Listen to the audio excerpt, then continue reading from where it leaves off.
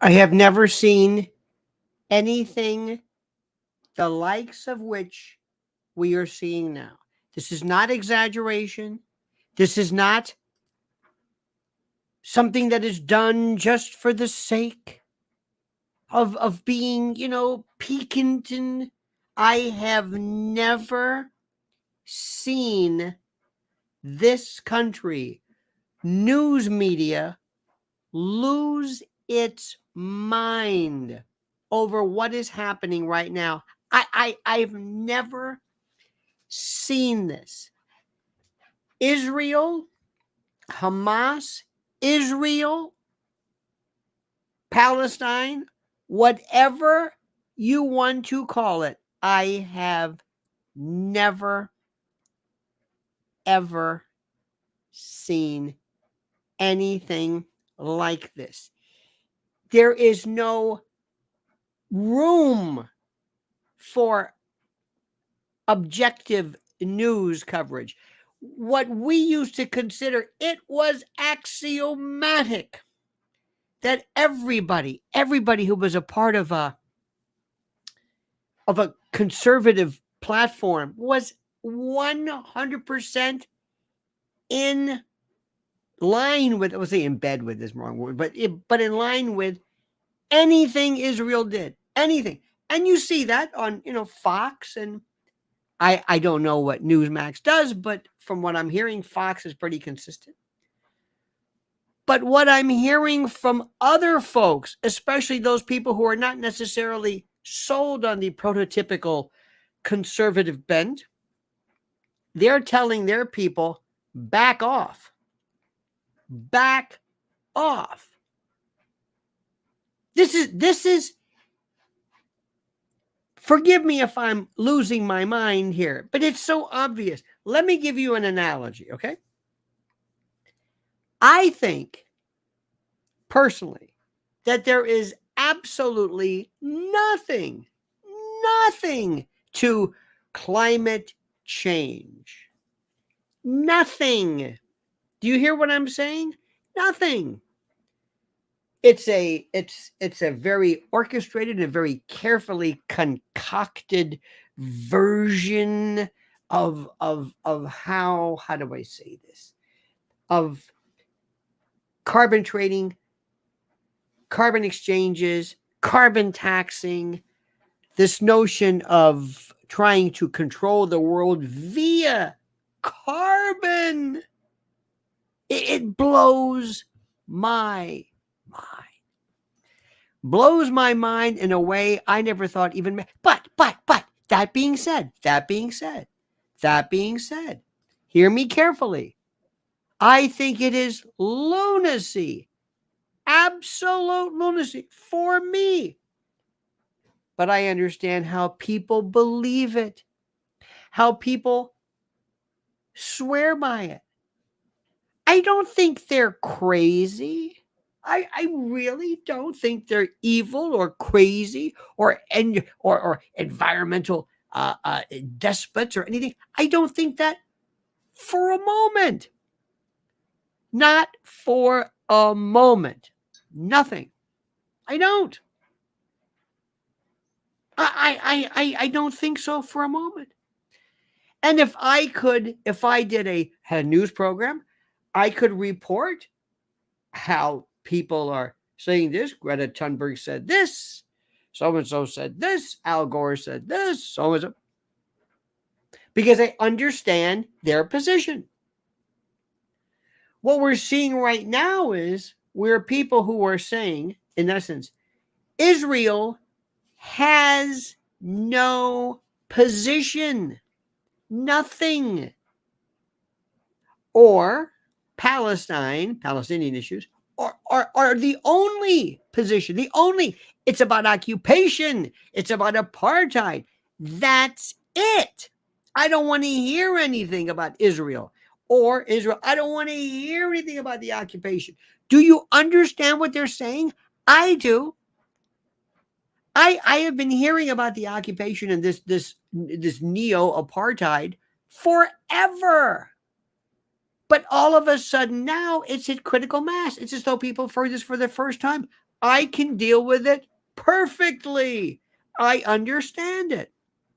If you're living in a place and you feel like this was my land, this was my place, and Israel came in and bumped me out because of the Nakba, whatever, that's it. If you don't understand this, if you cannot concoct a reason in your mind as to why they would say this, you are demented.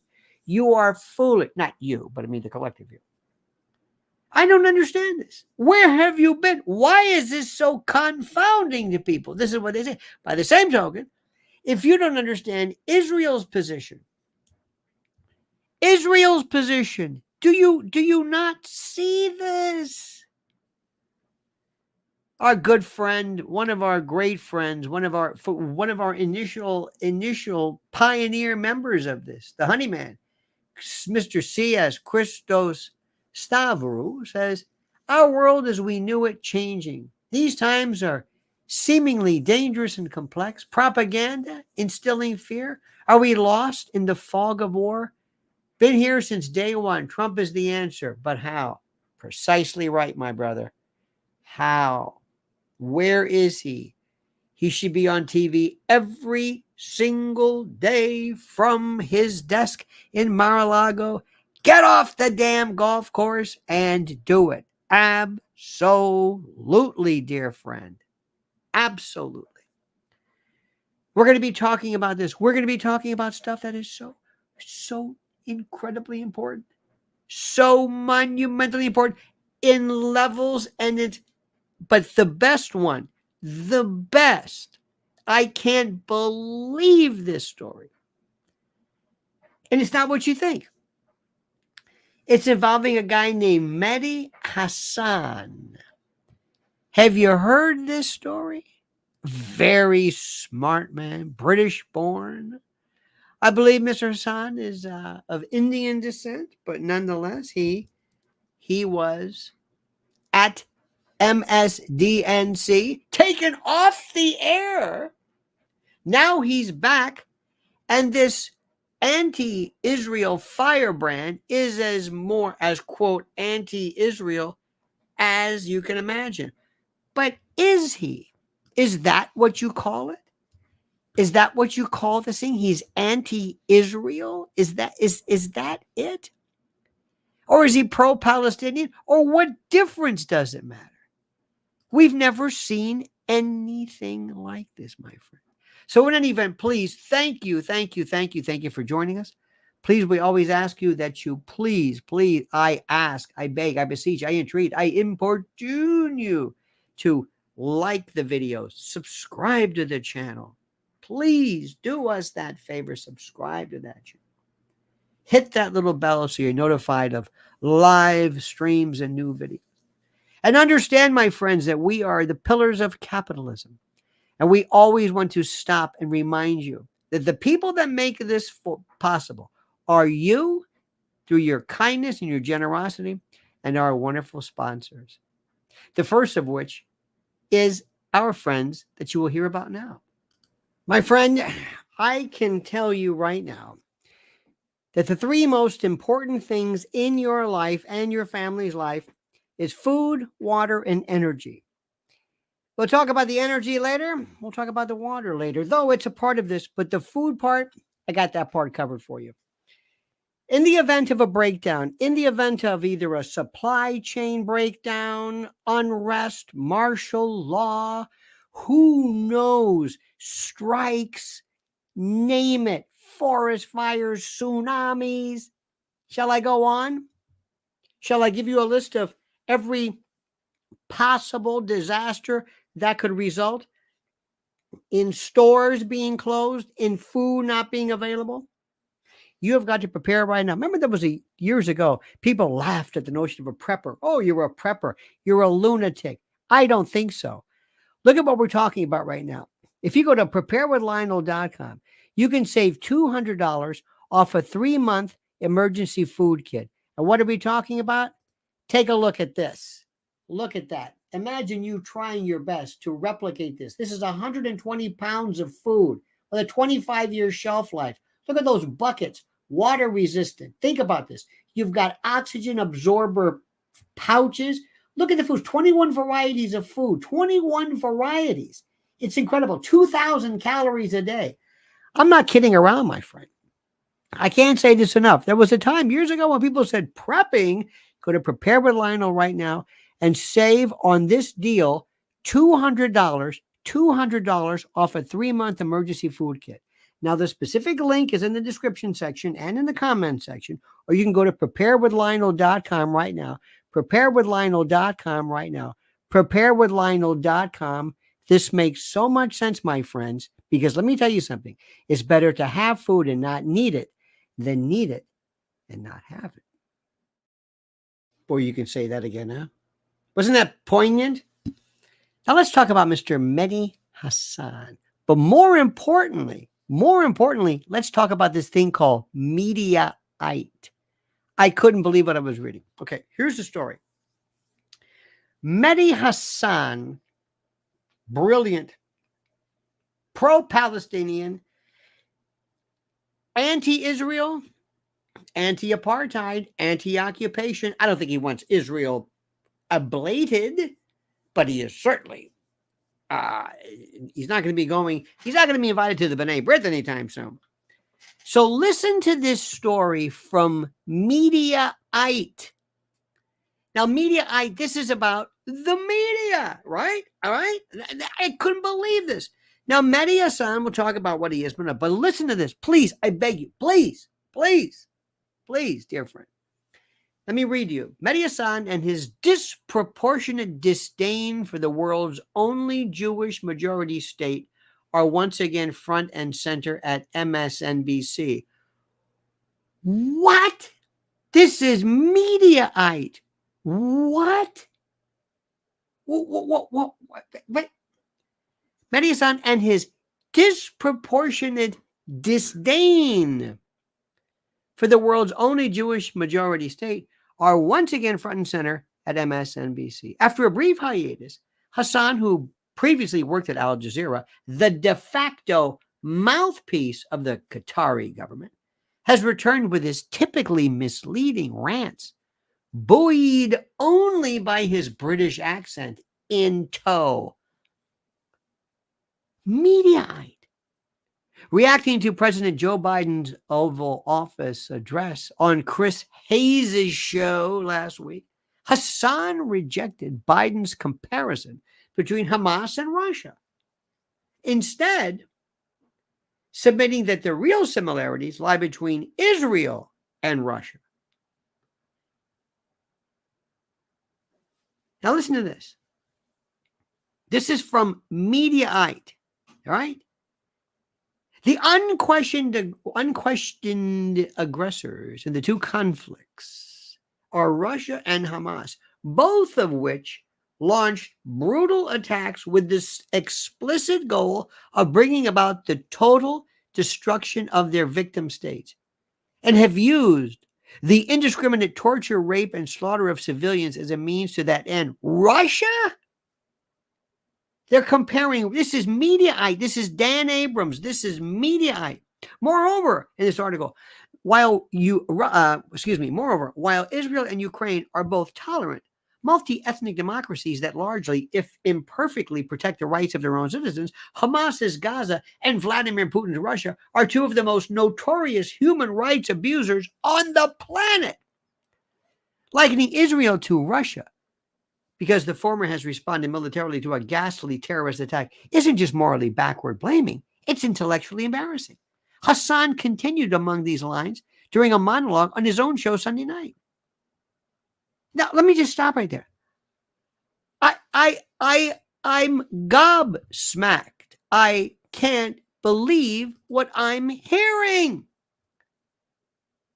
Would you even try? This is about the media.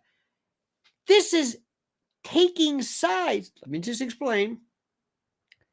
Where you're comparing Russia to Hamas? You're kidding. The Einsatzgruppen Hamas with Russia? Who told NATO and told Victoria Nuland, this is the red line? I can't believe what I'm hearing. I can't believe it. It's not so much that somebody you can think it, but Mediaite, they don't even care. You think somebody would say, hey, we're not here to take sides. We're here to, and by the way, this isn't just taking sides. I can't. Do you understand what I'm saying? I don't think I'm getting across. I don't think I'm getting across. I don't think I'm getting across. I don't think I'm getting across. Now, we're going to talk about the Trump thing, but this blows my mind. We used to have Trump derangement syndrome. Now we have Israel derangement syndrome. We have people who are losing their minds over the notion of Israel daring to be a part. Now let me explain them to you. What are you supposed to do with Mehdi Hassan? Do I agree with him? No. What difference does that make? Now, we didn't have this. Even during Vietnam, you didn't have Walter Cronkite saying, today those bastards, the Vietnamese, Viet Cong, today in the Tet Offensive, those rapacious, bloodthirsty. No! Because it was a different time then. It was a different time. It was a different world. It was a different everything. This is so blatant. I can't believe I can't believe this. People are losing their minds.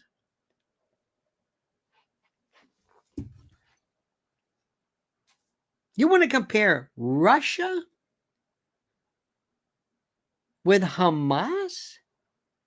This is from Mediaite. Oh, they bought into it. I mean, and Fox News does the same thing.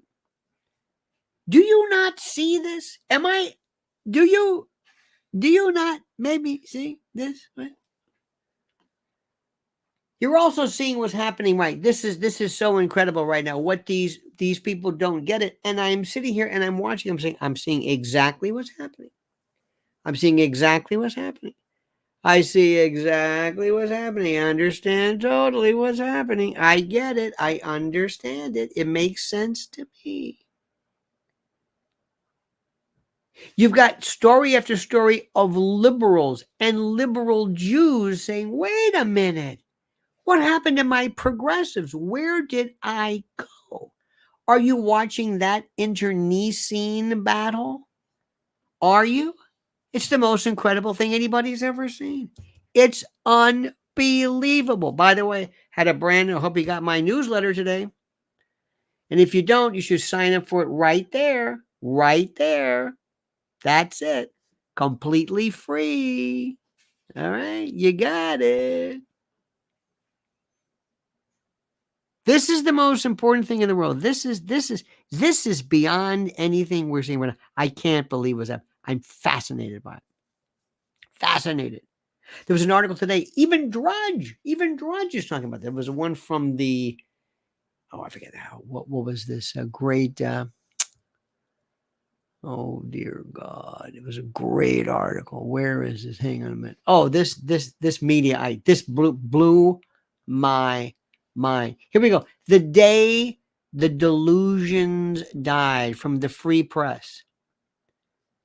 A lot of people woke up on October the 7th as progressives and went to bed that night feeling like conservatives. What changed? Why are people, where have they been? Do you understand what's happening right now? Hamas is a terrorist organization. Hello.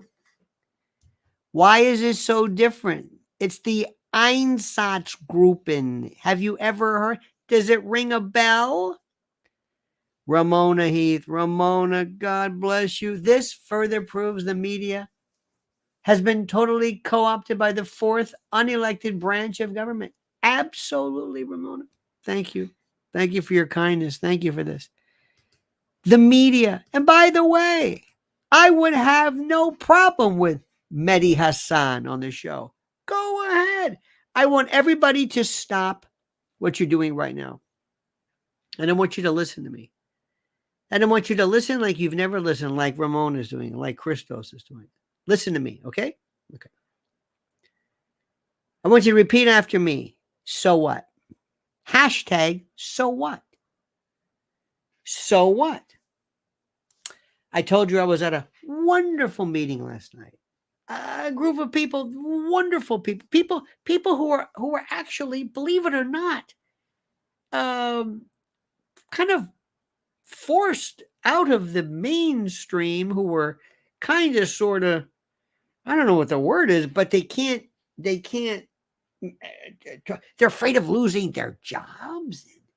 It's the weirdest thing in the world. Now it's the opposite. And I don't want anybody to lose their job or to have anything because they dare to extol, to speak, to have an opinion.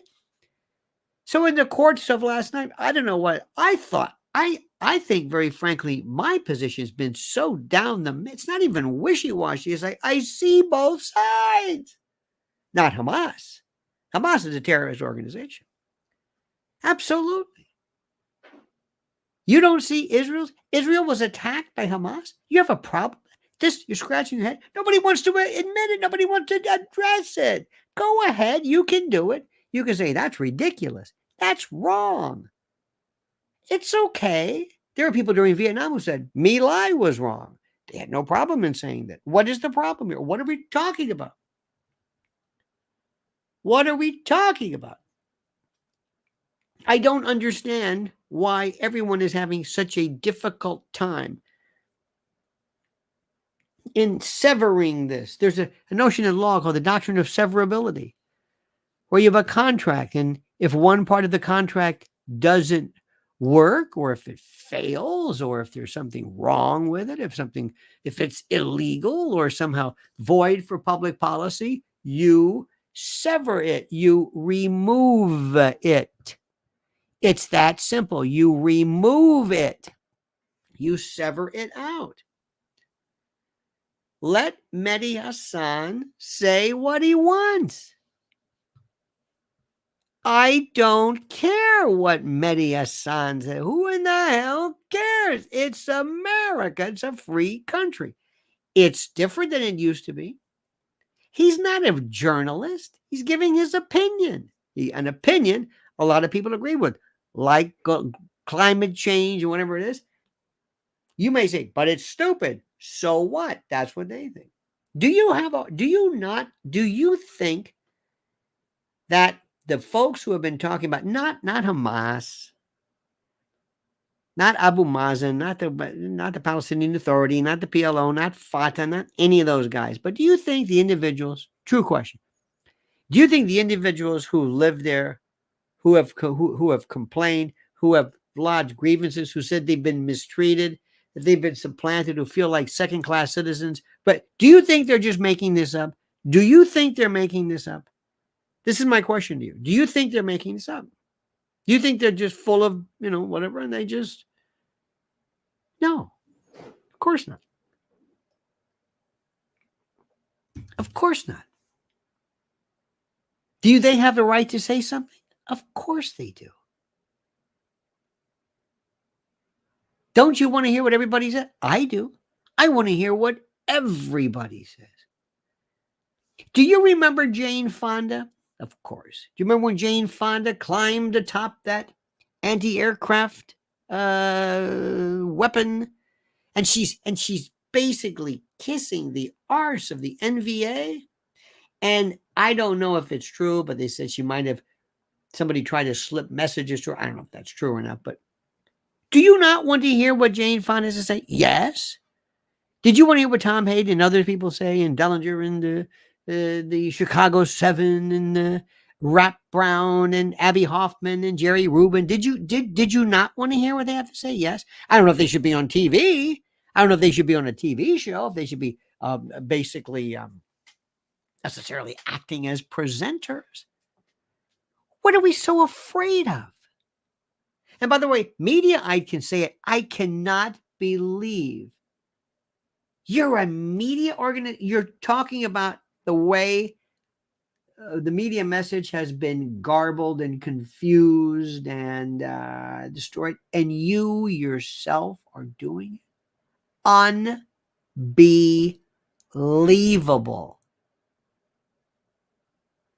Now, where's Trump? Where is he? Where is he? Where is he? Tell me. Come on, be an apologist. Come on. Oh, no, and you'll make something up. Not you, but his fans. Oh, no, he's waiting for, no, you're just saying that. Because some people will not say anything about Trump. Where is he? This is the chance for him now, ladies and gentlemen, to come in forward and do something and say something and be a part of something. Now is the chance. Dear God, what is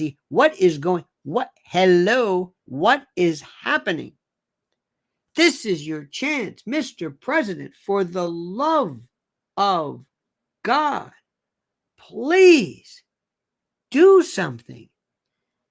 Be on a form of video every single day. Show leadership. Give your fans and acolytes and followers something to believe in. Give them something to believe in, something to hope for, something to think about, something to hang on to. Give them something. Anything. What are you doing? You're actually asking, interestingly enough, you're making Biden look sort of, maybe at least he's doing something. He's saying something. He's made it very clear that he is supporting Israel in his own incoherent way. I don't know what the point of that is. Do you understand? Why is Biden doing that? Why is it that they understand the Israel thing, but not the Russian thing? Why are they wasting time with Zelensky? Why? What is going on? Does this make any sense to you? Ladies and gentlemen of the jury, another story that we hear, which we're going to discuss, is in the world and in the notion and in this regime of warfare. And one of the things which is the most interesting thing, Ramona, did you listen to his speech today? Would this be a President Trump speech, or is that what we're talking about, Ramona? Are we talking about that? President Trump? Or, oh no, we're bringing up the liberty again. Oh no, there's always somebody who brings up the liberty. Oh no. Trump was in New Hampshire. I will listen to that. I did not hear that. I have been preparing for this. Please, the liberty. Why do people bring this up? Because I know it. Stop it. We know. Why do you say that? Because I want you to know that.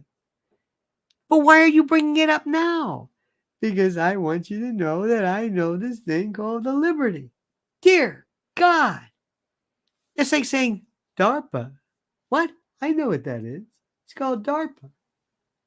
Defense, Research Project, Advanced, somewhere. That's what I know. I know. I say these things. Building 7. I know these things. Operation Paperclip. I know this. No, Ramona, I did not see Trump, but I will see him today. Let me ask you something. Why does he continue? Why must he be in crowds? Presidents can't be in crowds. Presidents can't be in crowds. You understand this? You can't do that.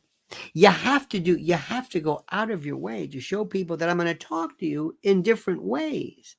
And one of the things I'm going to do is I want to sit down and explain to you, not in a crowd, but I'm going to talk to you about something very, very simple, about an idea, about a plan, about a program.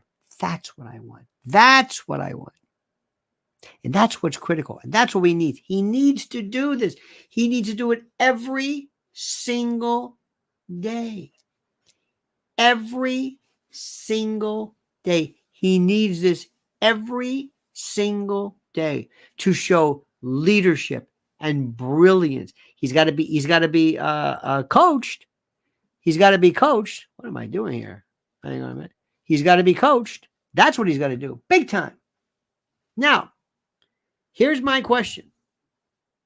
What does Trump do now? And the next question is, and this is important, we're going to talk about the role of women in battle. The role of women in battle. Did you see this one? Did you see how great they're doing? They're doing wonderful. They're doing phenomenally great. And that, I got something to say about that. Because a lot of people don't like that. A lot of people don't like it because warfare, they said, no, this is about war. This is about men with tattoos and Fred Ziffel beards and special ops and wraparound glasses. And not necessarily. My friend, stand by for 1 second. Stand by. Because I want to talk about a very, very important man and a very, very important product. Dear friend, I want to talk to you about my dear friend, our dear friend, America's dear friend, Mike Lindell and MyPillow.com. Right now, if you go and you use promo code Lionel, you will receive a free gift. I know what you're saying. Aren't all gifts free? Tautological, fine, sue me. But if you go and you use promo code Lionel, check this baby out right now. Look at this. Look at the deals that are available, and they change daily like you cannot believe. You've got pillows and percales, and you've got the slippers. The slippers. Who knew? I'm telling you right now, go to mypillow.com, promo code Lionel, and let me say this. And I want you to listen to me. The quality is fantastic. The items are loved. You will luxuriate, I'm telling you, within the confines of your linens and your duvets and your slippers and your PJs and everything like that. But aside from that, on a personal note, the message of this man, the pride, the story, the intrepidity of this man who dares to speak his mind, you might not like it, but the last time I checked, this was America. So not only for the quality of the goods, not only for your absolute, again, luxuriation, but the man behind the scene. MyPillow.com, promo code Lionel. MyPillow.com, promo code Lionel. I think it's more than just a company. It's more than just about comfort. It's about a message, a very critical message. Absolutely. Question, class. Should women be allowed in combat? There was a story today about the brave women who are fighting with tremendous intrepidity. But first, the lovely, the talented, the enigmatic, the ineluctable. Professor Eric Thaddeus Walter says no student this morning had ever heard of, much less understood, what One Belt, One Road is. Oh, no. The BRI, the Belt and Road Initiative, the New Silk Road, and their econ and poli-sci majors. Nor did they have any clue about current events in the Levant. I'm nauseous. Eric, I understand. The other night I was speaking to folks and I mentioned, did you know about BRICS or BRICS plus 6? Nothing. Dear God, help me. Somebody help me. Ramona says, Fred Ziffel beards made me laugh. Love the reference. By the way, Fred Ziffel was a World War. Remember his story? Fred and Doris Ziffel, with parents of Arnold. And the only one who spoke to Arnold was Lisa. John McGuire couldn't get higher, said Trump hasn't changed the drapes in Mar-a-Lago since 85. What makes you think he's going to pivot on his style? You know what? You're right about that, John McGuire. You're right about that. But let's talk about women. Women.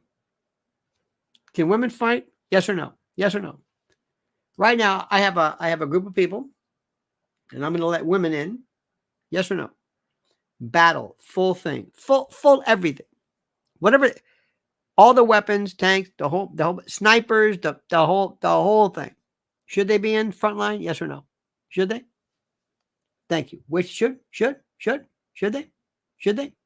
Should they? Yes. Edie, yes. CGI Joe says no. Women should not. Come on, you don't believe that.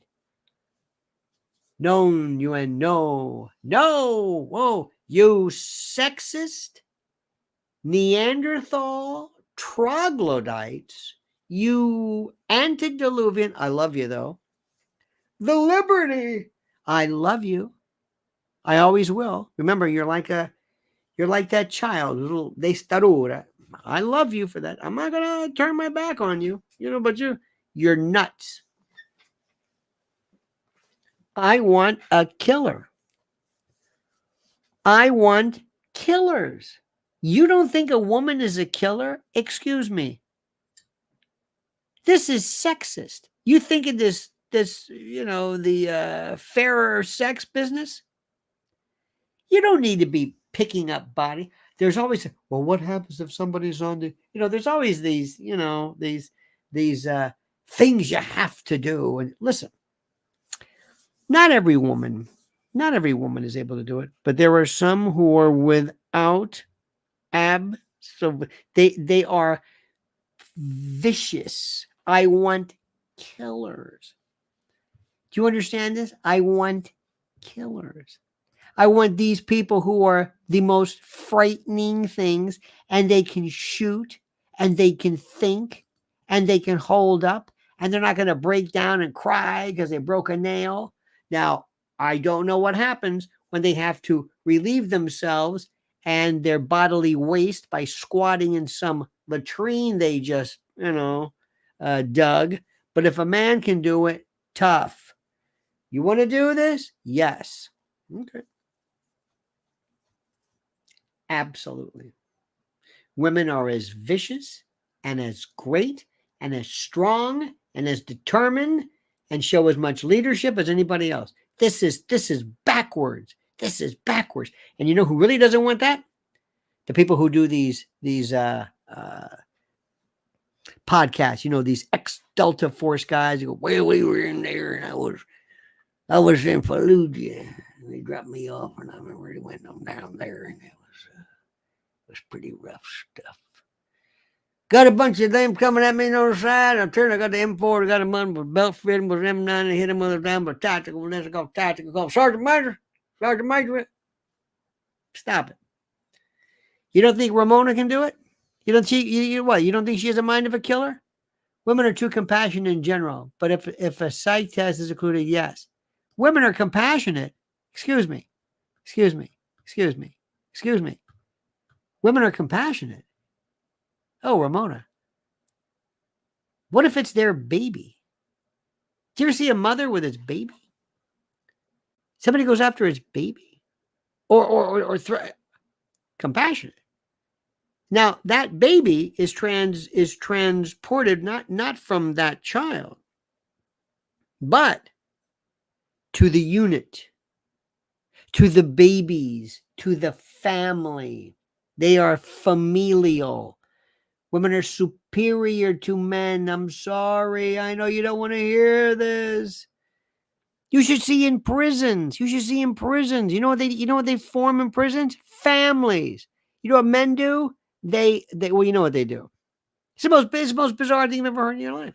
Weird territorial games. Women are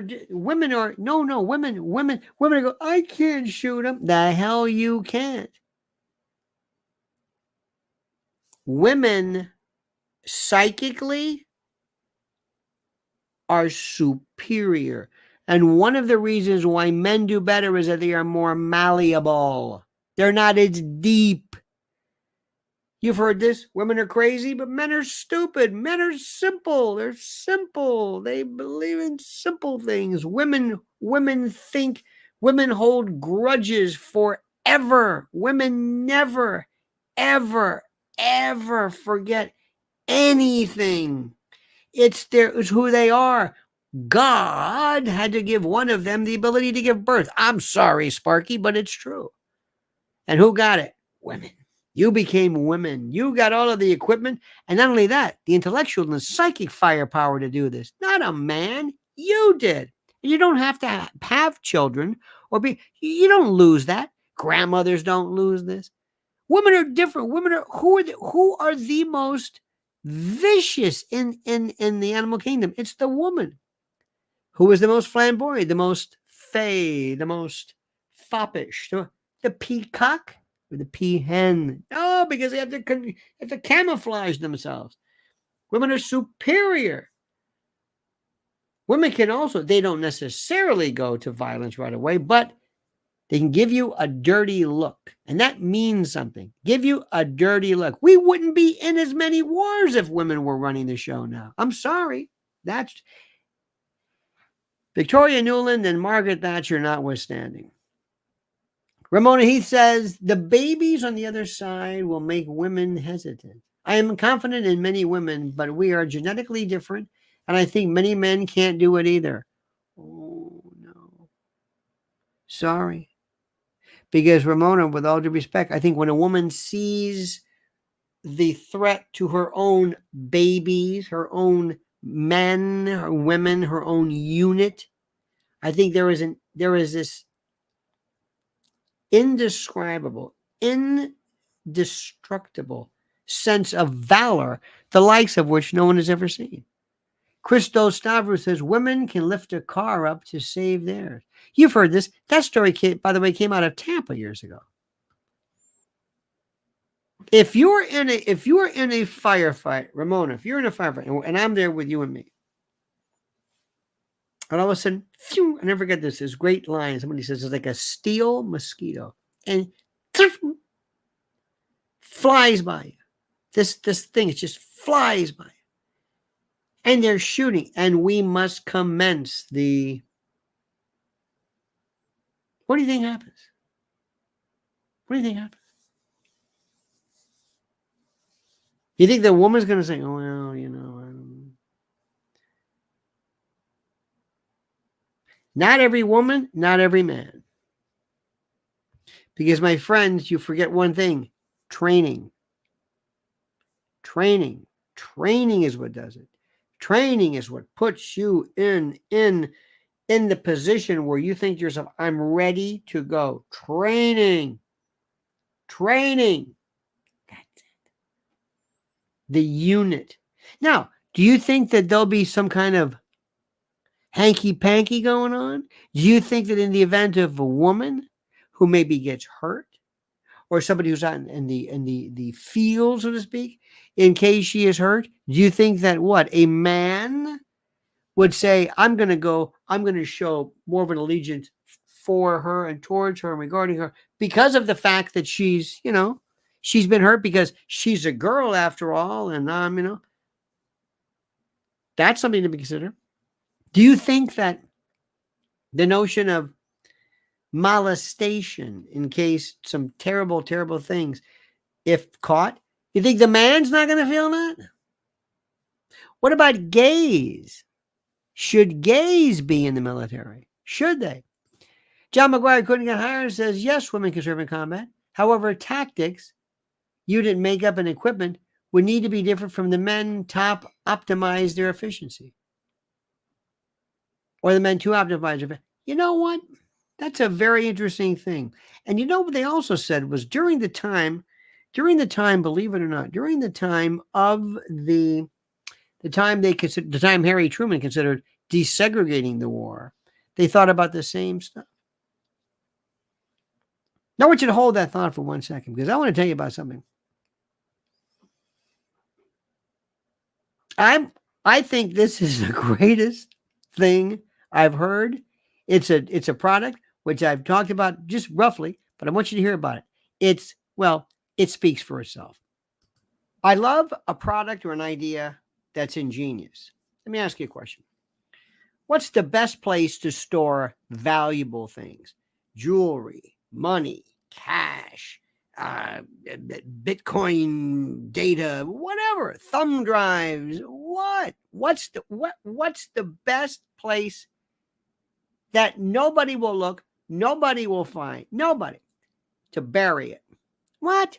to bury it. Pirates can't go wrong. Pablo Escobar can't go wrong. I'm telling you. Now, if you say to yourself, okay, well, that does make sense. How do I bury it? What type of precautions do I have? Dirty man safe. This is the most brilliant idea and concept. Dirty man safe. Look at this, for example. Look at what we've got here. You see this? These tubes, these chutes? This is where you put the stuff inside. And that stuff right there, you see, that's all the stuff and the junk and the important things that you can hide. And there's a kind of a ripcord. Just don't let me describe it for you. You've got to go to the link that is provided in the description section, see how it works, and you will say, that's ingenious. No metal detectors will pick it up. Safes are great, but if somebody comes to your house, bad guys, you know what they're going to do? They're going to say, where's the safe? Open this safe. Very rarely do people say, show us where you've got your stuff hidden outside and buried. Doesn't happen that way. Not to mention there's fires. Look, safes are great. Don't take me the wrong way. I mean, safes are terrific. But what's really ingenious, what's really smart, bury it. Dirty man safe. Check it out for yourself. Follow the link that's in the description section, and see for yourself. Dirty man safe. Brilliant. He's right. Now let's talk more about war. Let's talk about this. During the time when our good friend Harry Truman was asked whether perhaps blacks should be integrated, people at the time says, no, you don't understand. No, unit cohesion. It can't be, it's nothing personal. Because unit cohesion. Can't have the unit cohesion. The unit cohesion. And they said that. They said it repeatedly. I said, you don't understand. It's not about, I mean, black folks can, they can serve in the motor pool. Harry Truman said, no, that's an order. And miraculously, for reasons that, well, frankly, nobody ever thought of, guess what? It did fine. Superior. Excellent. It was like nothing ever happened. It was like, okay. Blacks and whites together, okay. Asians, okay. Same thing happens for women, same thing happens for gay. I believe in the military, and I believe they can follow any order you want. That's what I want. I want them to follow orders. I want training. I want them to be able to say, this is what we do. This is what we do. This is what we think. This is how we act. This is the way we do it. If you tell us to jump, we ask how high. That's the way it is. Sir, what'll it be? I love units that just do what they're told. War, soldiers, sailors, Marines are machines. They're always told, well, you can refuse an unlawful illegal order. Good luck with that one. Good luck, Sparky. Good luck. Don't think that's going to happen too often. Good luck with that one. Nobody wants to talk about that. By the way, did you sign this up? I'm giving this again. Did you sign that link up? Did you link to the newsletter? Did you see? You got to see this. And people right up, they listen to me and they go, what is this guy? What is he, a liberal?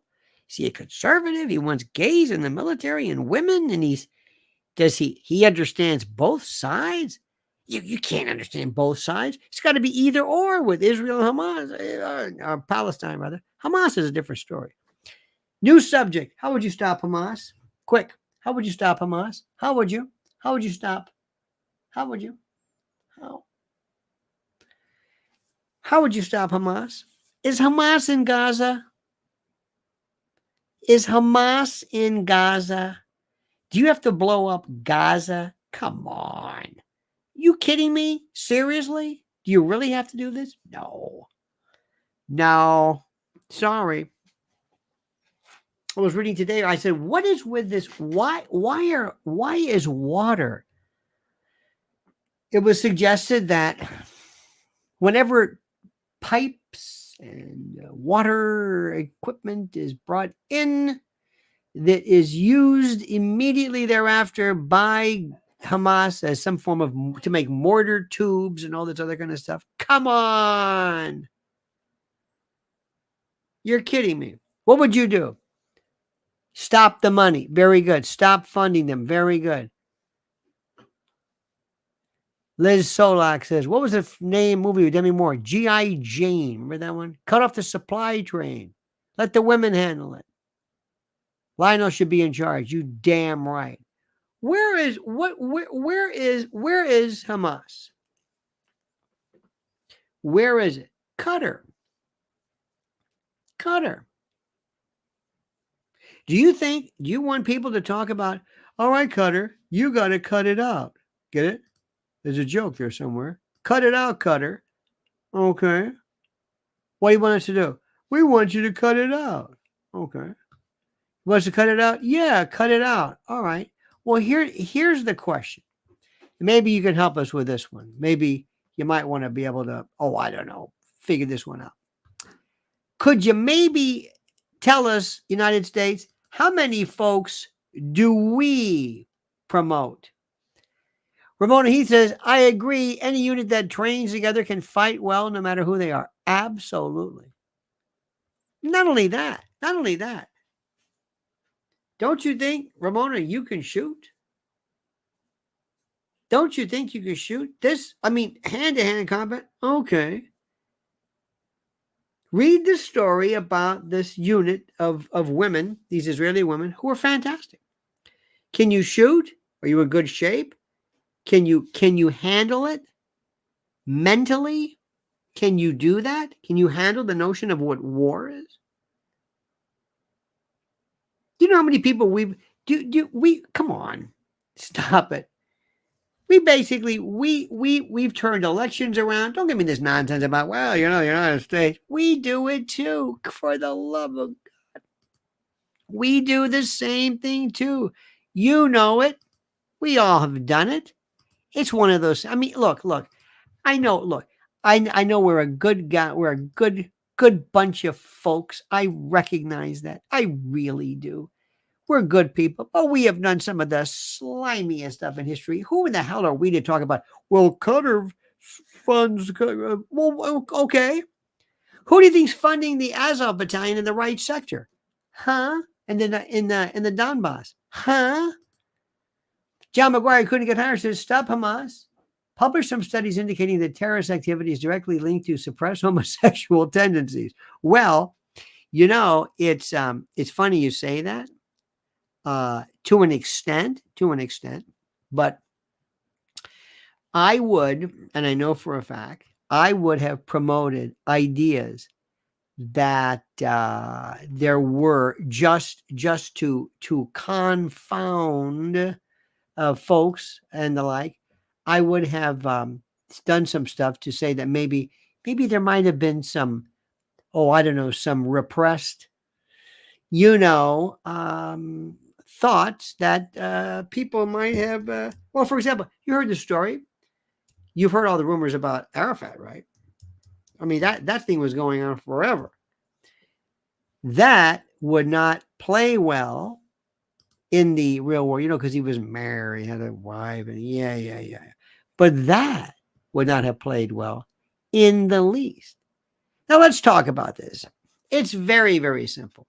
First and foremost, if I picked up the phone and said to Mohammed bin Salman, Mo, yeah, it's me. Listen, got a question for you.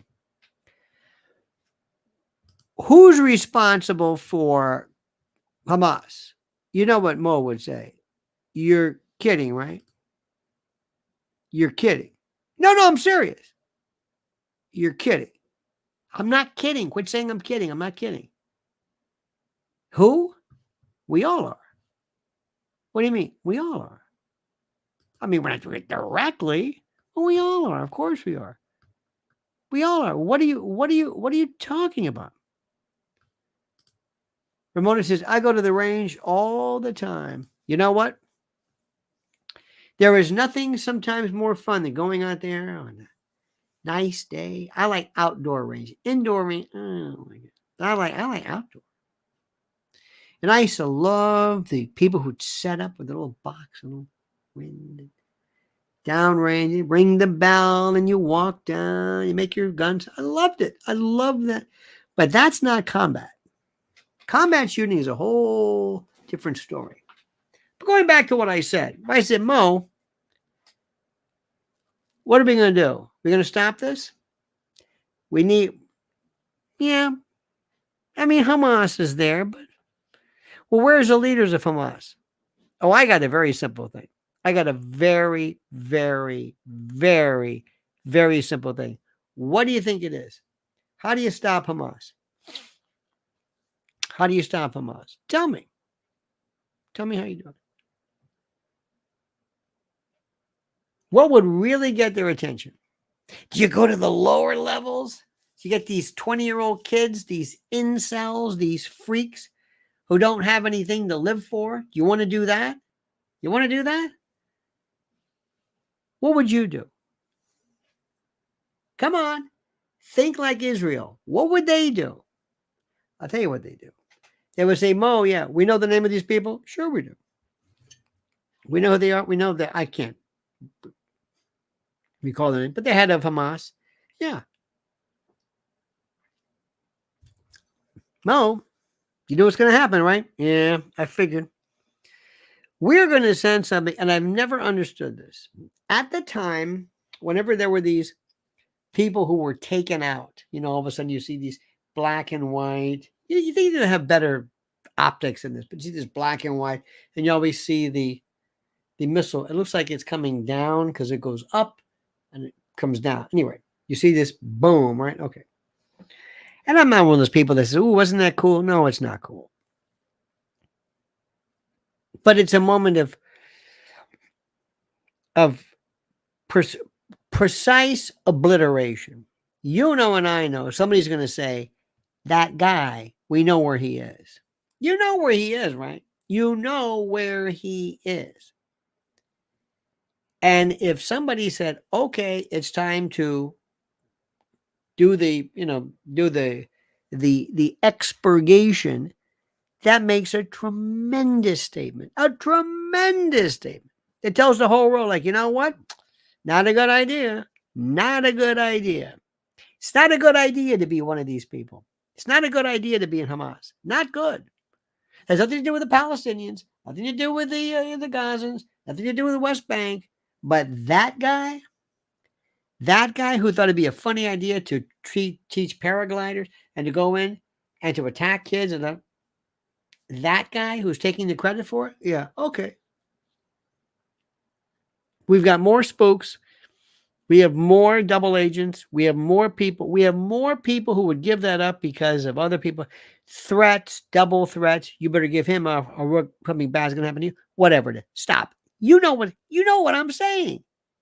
That's the way to say, holy, that's the way to do it. That's step number one. Number two, in a recent poll, 70%. The citizens themselves realize Hamas. Let me ask you: do you think Gazans support Hamas? Do you think they say, "Good job, Gaza, Hamas"? Thank Hamas, good. Or as my friend calls it, Hamas. He says Hamas all the time, not hummus, Hamas. You think they're doing a good job? Do you think? Do you think they're doing a good? Do you think? Seriously, listen to what I'm saying. The people in Gaza say, yeah, that Hamas, they've got our back. Thank you. Thank you. You're making things so much better. It's suicide by cop with the Gazans in the front, in the lead. And they know this. What are they going to do? Do you think that, yes or no, do you think they say, keep up the good work, Hamas, way to go. And we don't mind moving. No. We don't mind you painting a bullseye on us. Go ahead. That's great. We love this. Are you serious? You're serious, right? Now, I'm not saying they can say something. I'm not saying it's a good idea for them to go out in public and tell the world what they think. But do you think for a moment? Do you? Do you think for a moment? No way. Absolutely, positively, no way. Okay? No way. Now, how do we get to that stage? What happens? Nobody's interested right now. They like to see what's happening. They like to see what's going on. They're sitting back. MBS, Erdogan, Xi Jinping, Putin, uh, Assad in Syria, Jordan, King Mohammed. Of course they can do it. Of course. If they say, all right, that's it. That's it. That's it. Done. Finish. All right, Hamas, stop it. Listen to us. We're in charge of your money. We don't matter. Do you think if MBS picked up the phone and said, that's it, no more of this, they're going to say, no way, we're accomplished. Stop it. So by virtue of the fact that it's still going on means that it's being allowed. Number two, look at what they're saying right now. Look at what they're saying. Look at what Biden is saying. Not now. Back off. Let's fix this. We're not really sure. Hold off on the invasion. Hold off on this. Now, do you think Israel has to go through with the invasion? Yes or no? Do you think Israel has to go through with the invasion? Yes or no? Do you think Israel has to go through with the invasion? Yes or no? Do you think Israel has to go through with the invasion? Do you think they have to say, we have to show them what this looks like? We can't threaten this. We have to do it. Do you think so? That's what's critical. That's what's critical. And that's the sad part. And that's where my heart says, oh no. Oh no. No, no, no. Please, no. Eric Thaddeus Walter says, like the medieval longbow, the smart device culture of immediate communication has made us more detached, apathetic, and voyeuristic. Interestingly enough, isn't it? It's made us, Eric, more detached. You know, it's funny you bring up the longbow. It's a very, very important thing. The longbow was responsible, as you know, for doing something which was very, very, very, very critical. Ramona says yes. Well, I agree. At the time, battle was up close. It was personal. It was nasty. It was horrible. It was horrid. It was, oh my God, it was just beyond getting up, and I could smell you. I had to look at you, the whites of the eyes, and we would fight and command with swords.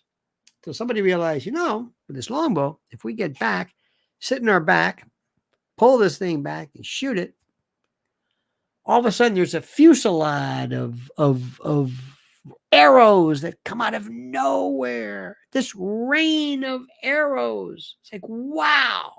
Plus, we don't get to see them. We don't get to look at them, smell them, look at their eyes, have any kind of connection with them one way or the other. This is pretty, you know what? This is pretty good. This is pretty good. And that's what Eric meant, which is true. That separated us.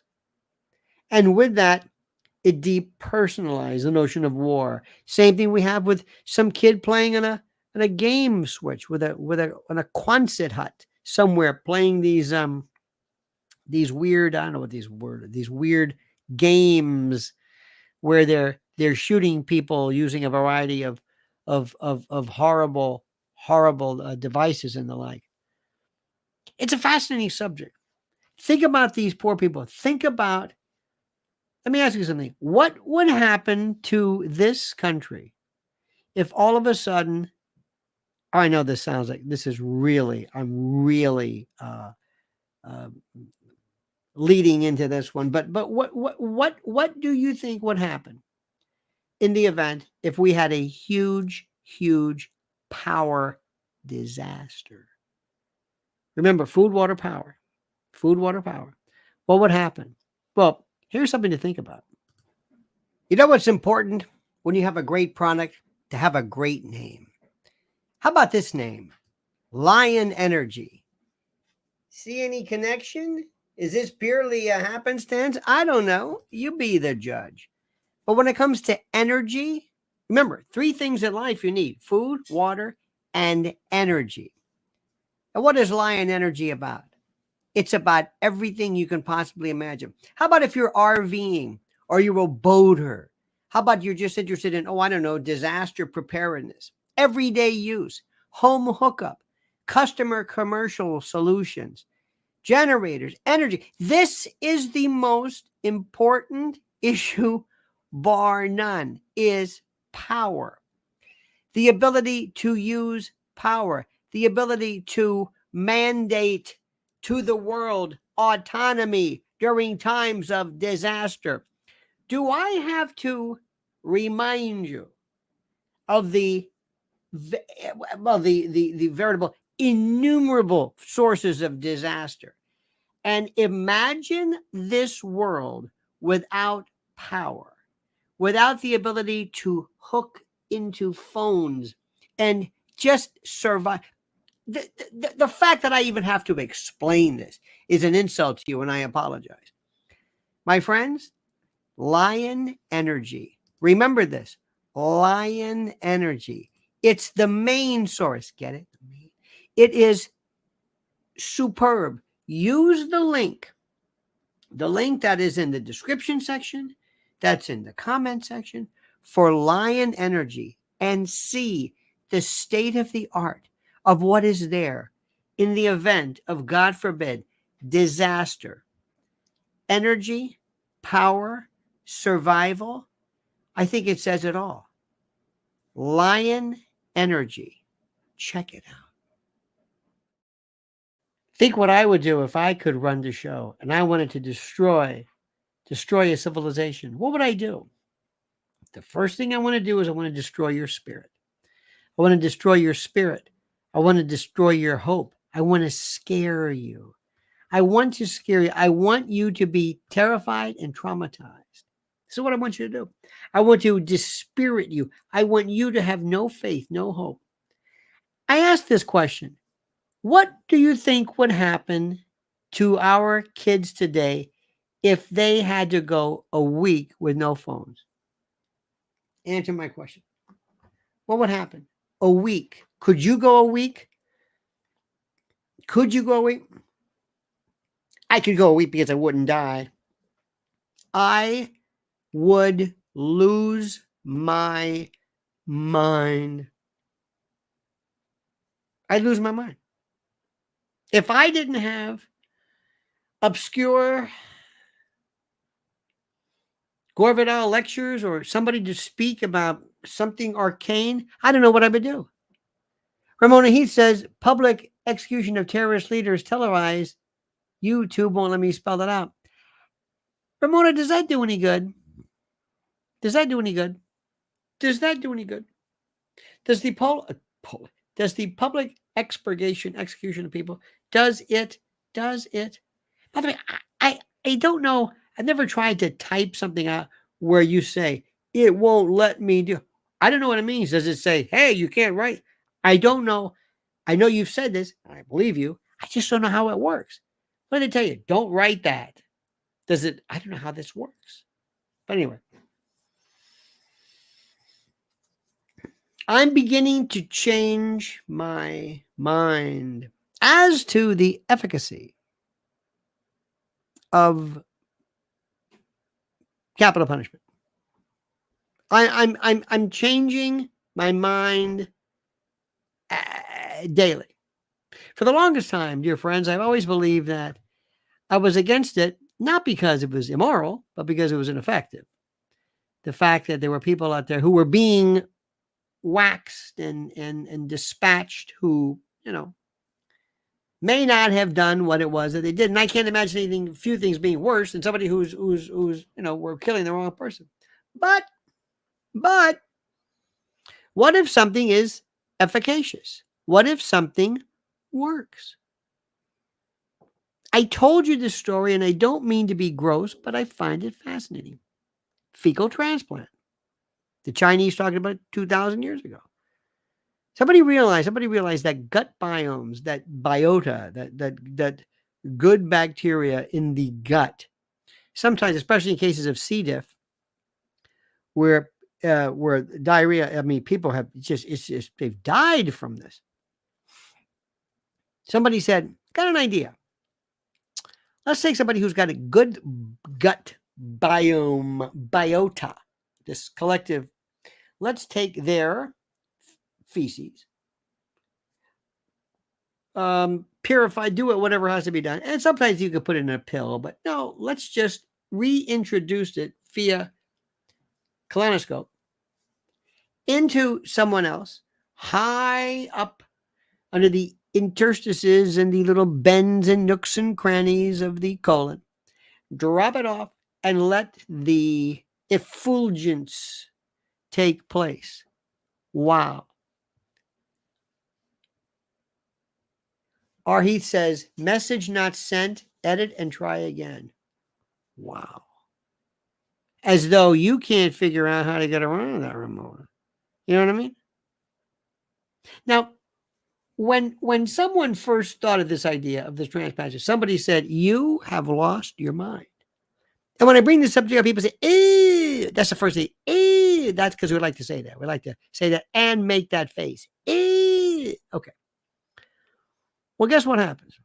It saved lives. They said it might be even linked to reversing bipolar disorder, alcoholism. Seriously. Well, you know what? Sometimes if there is this thing that you do that seems brutal, seems inhumane, seems contrary to our particular way of thinking, but actually is beneficial, that gets people's attention, maybe it's a good idea. Maybe it's a good idea, and maybe it works, and maybe, and here's the deal. Maybe what is the most important out of all of this world stuff is that it's effective. Maybe the stuff that was brutal and barbaric and got it done, if done using some minimalistic sense of due process where somebody says this person has been found guilty, this blah, blah, blah. What if it had an effect? What if it said, wow? What if it worked? What if it worked? If it worked, I think I would change my mind completely. Because it's not necessarily just that we're getting the wrong people sometimes, but the notion of whether it's efficacious, whether it's even effective at doing the thing it pretends to be. That is what I want to know. That is the issue. So we will see. When I said today, and by the way, this is why we need. Is there anybody here who would not vote for President Trump? I will not mock or chide you. I'm just curious. Is there anybody here who would say, I will not vote for him under any circumstance whatsoever? I'm writing him in no matter what. I think Bobby Kennedy, I don't even know where Bobby Kennedy is. I don't even know where he is. Where is Bobby Kennedy? I don't even know. I know he's I get this email. I go, whatever. Is there anybody here who says, I'm not going to vote for Trump? Because I'm writing his name in no matter what it is. I can't imagine anybody even being better than him. I can't. There's nobody. Ron DeSantis has just collapsed. Is there anybody else? I would vote for Dr. Shiva. Okay, good. I'm writing in Lionel. Very good. I like that one.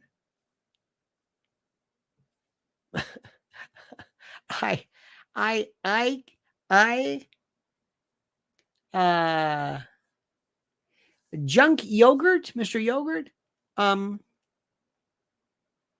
Now, you know and I know, okay, with all due respect, he's very effective in terms of what he's been able to do in terms of his podcasting world, but come on. I would pick in my cabinet Eric Weinstein just to drive people crazy. He would be in there. I don't understand what particular capacity. I would do that. I would have, believe it or not, Victor Davis Hanson, who there's something about a person who knows where we have been. I like his stuff, even though he is probably one of the most, seemingly the most unimaginative in terms of excitatory. Secretary of Defense, Colonel McGregor, absolutely. I would have as a special advisor John Mearsheimer.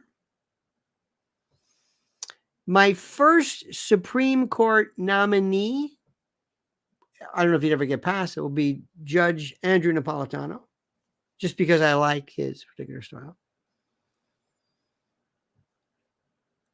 I would have Gerald Celente brought out just to yell at people. And we'll call him the yeller. I don't know what we'll give him a name. He's just the Minister of Efficiency or something.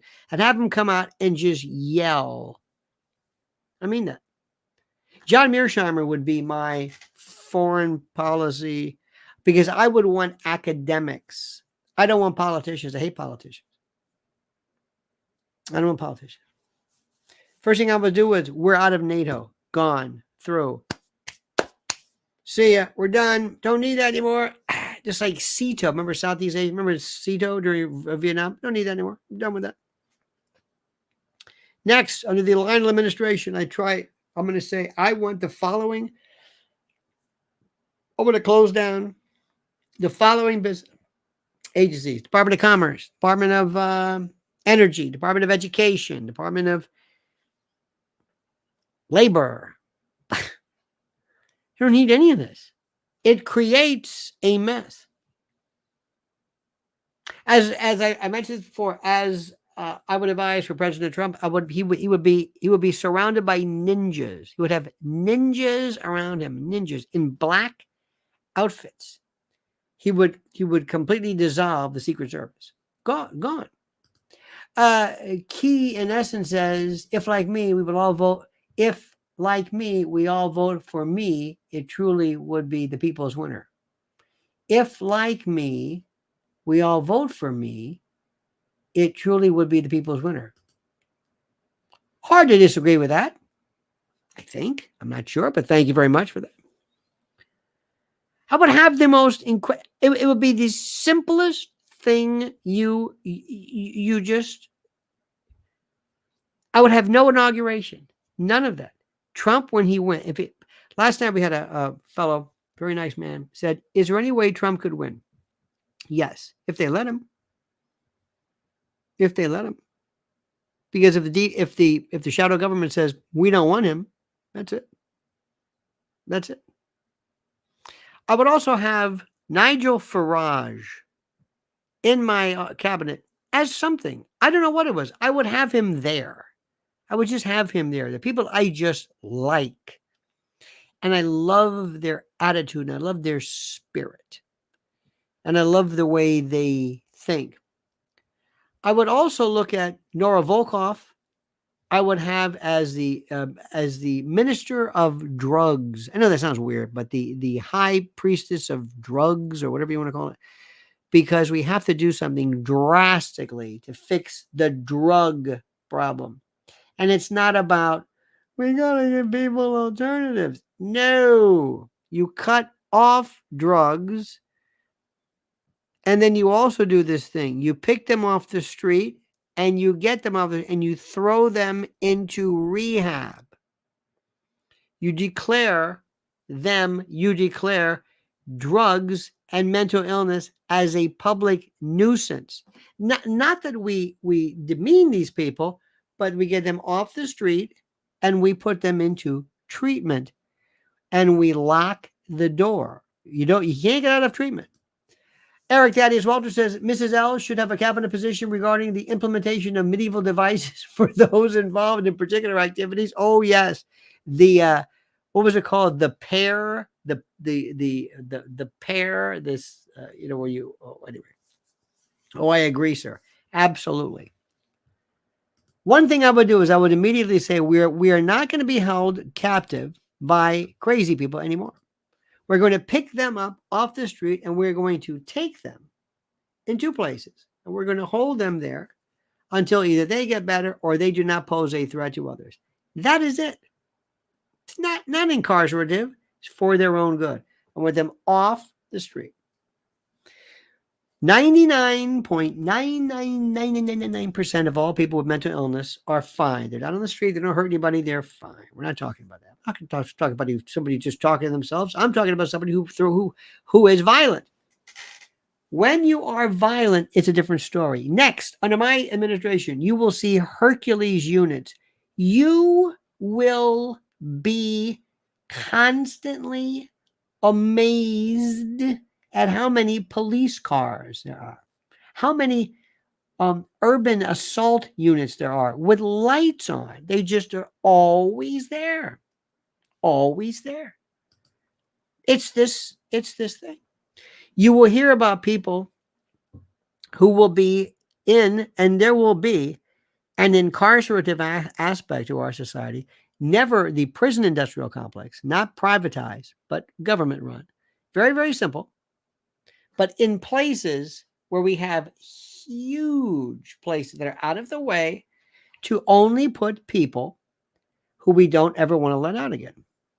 Now, we're not going to do this. Anybody who gets into a problem. Probation is still very, very effective. Recidivism is less than you think. And there is just a handful of people. There's just a handful of people. For example, in New York City, out of a city of 8.5 million people, there's probably like less than 100 people that the police know these people are in trouble. You're gone. You're through. In the middle of the night, vans come and ninjas jump out by ninjas. They jump out and they escort these people off the street. And they have special tribunals where they are adjudicated habitual felony offenders, 3 times you're out, whatever you want to call it, where they are put in a position where they are recognized and targeted and identified as being public enemies, numbers 1 through 8. They are removed. And you know this. The following man was off the street. This man, Cedric, here's his rap sheet. I would also have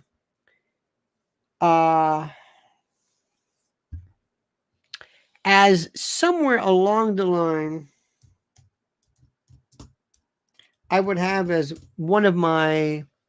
Grady Judd, the Polk County Sheriff, Grady Judd. You ever seen a Grady Judd press conference? It's the greatest thing in the world, or the Grady thing. Grady Judd out of Polk County. And I would tell people, this is what we are doing. This week, we had 7,000 people arrested for public urination. 7,000. 4,000 of those was one guy. 7,000 people were arrested. You're not going to piss on the street. You understand what I'm saying? You're not going to do that. Operation Pissed Off, or whatever it is. 7,000 people. I'm also going to have new anti-shoplifting. Do any of you, dear friends, run into this? Mrs. L and I go to if we go to a CVS in the city, we always say, "Hello, can I get that body wash?" Just a minute. Customer need. Customer needs. Assistance on aisle 4. Customer need. What is this stuff? Customer need. What is this customer need stuff? Customer needs. And some guy says, "What is it?" And he's got to walk all the way to the back to unlock. What do you want? You want that one? You want that one? Yeah, without the sulfur. No sulfates. Okay, this one? Yeah, all right, fine. This is barbaric. This is barbaric. Do you have that? Have you ever heard this? Remember Larry Hogue? Yes, the wild man of 96th Street. Yeah, they got rid of him. Absolutely. Larry would not even have had a name. We have to go to Jersey sometimes. We say, "Look, you can get soap, bath soap. I don't even have," and even they have locked up. Locked up. In my world, everybody has one rule, like they do in a Costco. You have one exit. One exit, that's it. If you want to get out, you got to go through this one exit, and there are people standing there. You're not going to get out. You are not going to get out. And there are people that I would have who are the most intimidating people. I would hire by the pound, by the height. There are gargantuan people out there who really love to show their stuff. They love it. I would have them situated. I would pay them handsomely. You've got to go through that person. It's that simple. What are you going to do? Make a rush for it? And we put an end to it. And the reason why these stores don't do it is because they're making money with insurance. Take it. I make more in the claims. Take it. Oh, shoplifting, I have no time for. None. And children? Oh, God. I would say, good evening. My name is Captain Bonwell Lefevre, and I'm in charge of special operations for this here Lionel administration. And we realized here at the administration that there are people who decide sometimes that they want to hurt children. And if we say in the South, that dog don't hunt, we will not abide that behavior. So what we're going to do is this. We're going to put you on hold. We're going to put you on notice. Come January 1st, this is what will happen to you if you hurt a child. Number one, this is a tub of axle grease. You've probably seen this notice. Number 9, axle grease. Number 9 is my favorite, very viscous. And this is a soldering iron. Now, if you put the soldering iron in the axle grease, you'd be surprised what you can do with it. You can get real creative. And if you touch a child, come January 1st, we're going to take this here soldering iron, apply some number 9 axle grease, and we're going to make your day very unpleasant. You will walk with a noticeable limp from that moment on. You'll look like Festus. You'll get like an Amos, oh, little Luke. Hassie. That's what we're going to do. Now, here's the deal. If you don't like this, if you want to protest it, if you think it's barbaric, if you think it's the most ridiculous thing anybody's ever heard, here's what you do. Don't touch a child. And the law and the punishment will go the way of the thumb screw. It'll just never be used because nobody will be causing us to use it. But if you decide to test us, and I know somebody will be doing that, come January 1st, giving you a chance, you are going to have it most unpleasant. And I can see it right now. We're here live at the Pensacola, wherever it is, or base where we decide we have the first person to receive this particular punishment. It's not the death penalty. No. Here he is. Now keep an eye on it. Notice how he looks when he walks in there. Notice that walk. He's not going to have that walk when he walks out. Just watch that. And he comes out, and we said, do you have a couple words for the people? And I think he would sit there and he would say, whatever you do,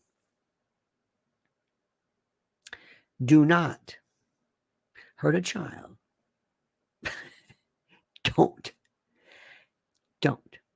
What was it, Singapore, where they were going to cane that kid because they said, hey, don't deface our stuff? And we said, well, I don't think it should. I said, why can't they cane? That's their country. They put you on notice. Whatever you do, don't deface stuff. Look at this. Oh, Luke ate all them eggs.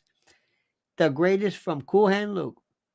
What we have here is a failure to communicate. Friends, I want to thank you. I've been talking too long. I've been talking an hour and a half. An hour and a half talking to you. That's just too long. And you've been with us a whole night. And let me just say something to you right now. To Key, in essence, Eric Thaddeus Walters, thank you. Ramona Heath, Ramona, my Ramona. Thank you so much. Seriously, thank you immensely. John McGuire couldn't get higher. So incredibly nice. Christos Stavru, the honey man. Thank you so much. What else we got here? We got this. We got this. About this. How about that? And with the, oh, look at this. Just incredible. That's right, my friends. Christos one time gave me this honey. It's a hot honey. I love hot. I've always liked it. By the way, a little technique for you. Not that you need my help, but you know those red pepper flakes that you kind of put on stuff? Take them and grind them, buzz them up in your coffee grinder. or whatever you use, your spice mill. That gives a nice, it opens up that capsicum or whatever it is. And let me tell you something, that'll set you free. Still doable, but it makes it into a nice powder. And boy, All right, dear friends, thank you. Don't forget our wonderful sponsors, and don't forget you. Let me tell you something. I thank you from the bottom of my heart, and we're going to fix this place. In the meantime, we're at least going to have fun talking about it. We'll see you tomorrow at 8 a.m. Don't ever change, folks. I mean this sincerely. Don't forget. And one more thing. Remember, you've got to follow Mrs. L. You've got to follow Mrs. L. I'm telling you right this moment. Where is this? Right here we go. Right here. Follow Lynn's Warriors on X and Twitter at Lynn's_Warriors and YouTube at Lynn's Warriors. She is the warrior like nobody's business. All right, dear friends, have a great and glorious day. See you tomorrow, 8 a.m. And until then, remember, the monkey's dead. The show's over. Sue ya. Dead.